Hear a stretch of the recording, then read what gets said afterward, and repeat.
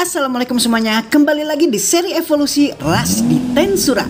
Pada kesempatan kali ini, Wong Anime akan membahas mengenai salah satu ras di Tensura yang menjadi fokus akhir di season 1, tetapi sayangnya seperti dilupakan sama sekali peran pentingnya dikarenakan hampir tidak ada eksekusi visual mengenai ras satu ini yang seharusnya diperlihatkan di episode-episode tersebut. Kalian siap? Silahkan tonton videonya.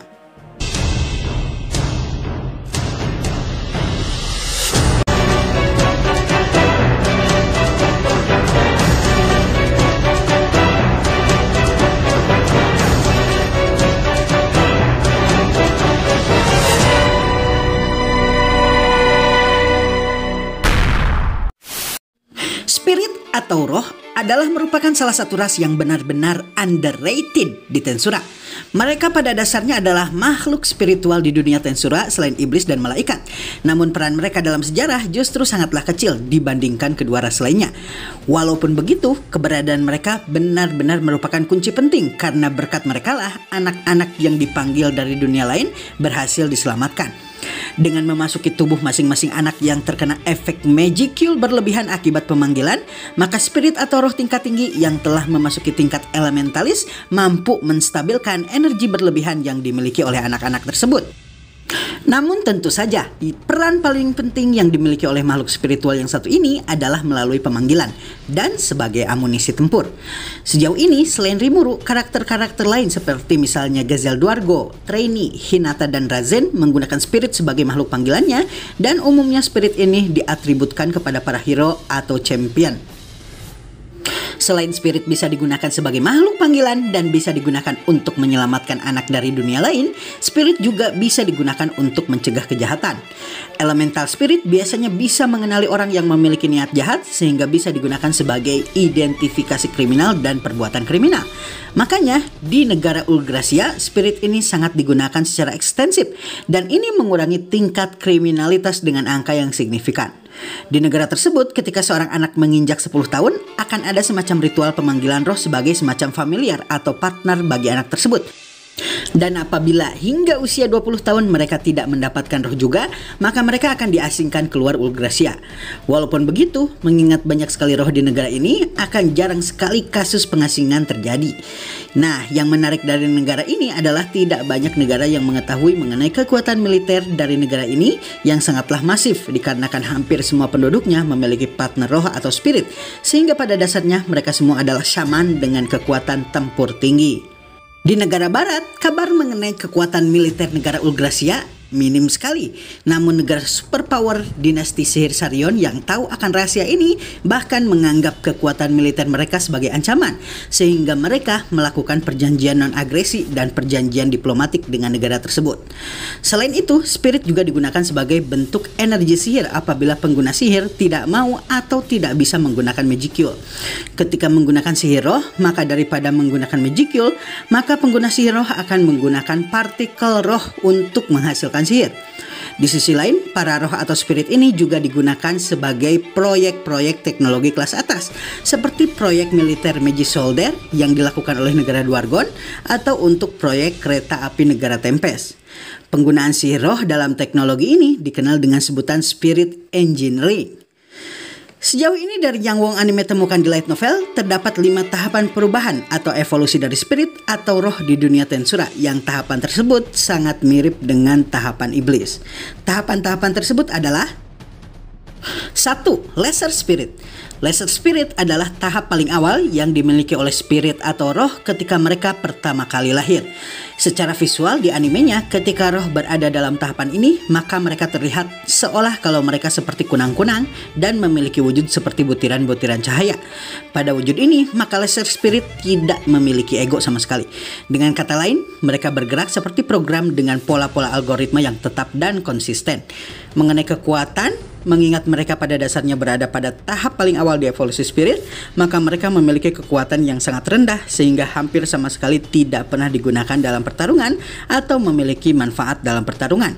Walaupun begitu, mereka biasanya akan menjawab doa dari orang-orang yang tulus dan akan mendatangi mereka ketika mereka menginginkannya. 2. Greater Spirit. Greater Spirit adalah bentuk selanjutnya dari Spirit setelah bentuk Lesser Spirit.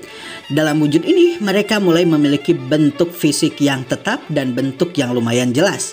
Mereka juga mulai memiliki akal dan kemauan setahap demi setahap dan mulai menempati identitas elemen masing-masing. Ketika sudah menempati unsur alias elemen mereka masing-masing, maka roh biasanya digolongkan sebagai roh tingkat tinggi dan sesuai dengan elemen mereka masing-masing memiliki kekuatan tempur yang lumayan tinggi juga. Karenanya banyak di antara para petualang dan tentara menjalin kontrak dengan mereka.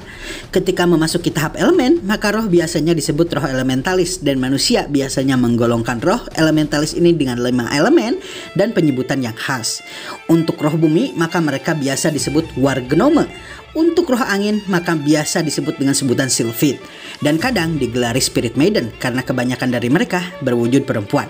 Untuk roh api, mereka biasa disebut dengan sebutan Ifrit. Sedangkan untuk roh air, mereka biasa dikenal dengan sebutan Undine. Catatannya, ini bukan nama, tapi cuma sebutan. Dan khusus untuk roh elemen spasial, mereka biasanya tidak memiliki sebutan khusus. Umumnya khusus untuk roh berelemen spasial ini, maka mereka jarang sekali digunakan untuk bertempur, namun lebih dipakai untuk melakukan teleportasi atau perpindahan cepat. Walaupun digolongkan hanya 5 elemen saja oleh manusia, terdapat juga elemen-elemen lainnya yang biasanya juga diatributkan terhadap roh-roh di tingkatan Greater Spirit ini. Sebagai contoh, Ryota, salah satu murid Rimuru, mampu memperoleh roh dengan elemen gabungan air dan angin, walaupun roh yang Ryota miliki pada dasarnya adalah roh buatan Rimuru sendiri. Ifrit juga memiliki tambahan elemen angin ketika dia dipanggil keluar untuk dijadikan asisten Veldora.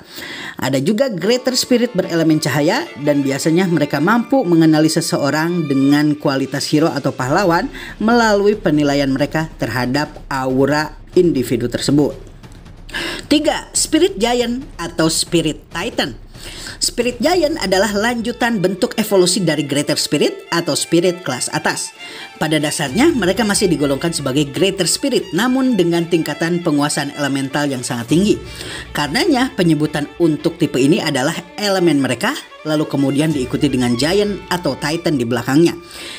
Sebagai contoh, Ifrit yang sudah sejak awal diklasifikasikan sebagai Spirit Giant memiliki sebutan Flame Giant atau Flaming Giant atau Fire Titan yang menunjukkan elemen yang dia kuasai dan tingkatannya sebagai roh atau spirit. Menurut Mayor Jenderal Faraga dari Kekaisaran Timur, Spirit Giant yang telah dimasukkan penguatan elemen menggunakan 50 penyihir bahkan mampu membunuh Greater Demon General atau Archdemon dengan mudah. Sayangnya, musuh yang dihadapi Mayor Jenderal Faraga di pertempuran justru adalah iblis tertinggi di rasnya, yaitu Demon Peer, tertua iblis primordial. Sehingga pada akhirnya tidak peduli berapa penyihir yang menguatkan roh Flame Giant tersebut mati hanya dalam sekali gerakan saja. 4. Spirit Lord. Spirit Lord adalah tahapan evolusi selanjutnya dari Spirit atau roh. Pada tahapan ini, Spirit pada dasarnya setingkat dengan Demon Lord Seed atau Raja Iblis biasa dan memiliki kelas bencana es.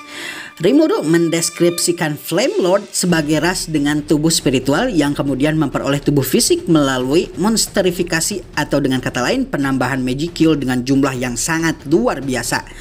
Sejauh ini di light novel dari yang Wong Anime lihat, hanya Ifrit sajalah yang sudah mencapai tahapan ini melalui penamaan yang diberikan oleh Veldora. Ketika Ifrit dinamai dengan nama Karis oleh Veldora, maka dia pun kemudian berevolusi menjadi Flame Lord dan berubah wujud dari yang asalnya perempuan menjadi laki-laki kembali. 5. Spirit King. Evolusi terakhir dari Spirit adalah Spirit King atau Raja Roh. Dan di light novel sejauh ini Spirit King hanya pernah dipanggil 2 kali. Pertama oleh Trainee dan yang kedua oleh Raja Gazel Dwargo. Trainee menggunakan Spirit King saat melawan Zalario, sedangkan Gazel menggunakan Spirit King saat melawan Kondo Tatsuya. EP dari spirit tipe ini pada dasarnya telah mencapai jutaan dan merupakan kekuatan puncak dari para spirit. Penyebutannya pun berbeda dengan Spirit Giant atau Spirit Lord. Khusus untuk Spirit King, maka elemennya disebutkan di awal. Sebagai contoh, Spirit King berelemen angin yang merupakan roh panggilan trainee dikenal dengan sebutan Wind Spirit King. Sedangkan Raja Roh berelemen bumi yang dipanggil oleh Gazel Duargo dikenal dengan sebutan Earth Spirit King. Sayangnya, performa kedua ras tertinggi spirit ini tidak pernah diperlihatkan di light novelnya. Pada dasarnya, ketika trainee melawan Jalario, trainee memang memanggil Raja Roh ini. Namun trainee jauh lebih aktif dalam pertarungan daripada roh panggilannya sendiri. Sedangkan untuk Gazel, belum dia mengeluarkan seluruh kemampuannya dan memerintahkan Earth Spirit King untuk bergerak, dia telah ditembak menggunakan peluru Spirit Bomb milik Kondo yang membuatnya tidak bisa bangun lagi setelah ditembak. 6. Dryad atau Treants. Daripada disebut evolusi, Dryad atau Treants ini lebih pantas disebut sebagai bentuk penyimpangan. Pada dasarnya, roh berubah menjadi Dryad ketika pemimpin mereka atau Ratu Roh mengalami kejatuhan seperti yang dialami Ramiris. Akibat kejatuhan Ratu Roh, mereka menjadi penghuni pohon dan penjaga hutan yang hanya bisa memanifestasikan diri mereka dalam radius tertentu saja.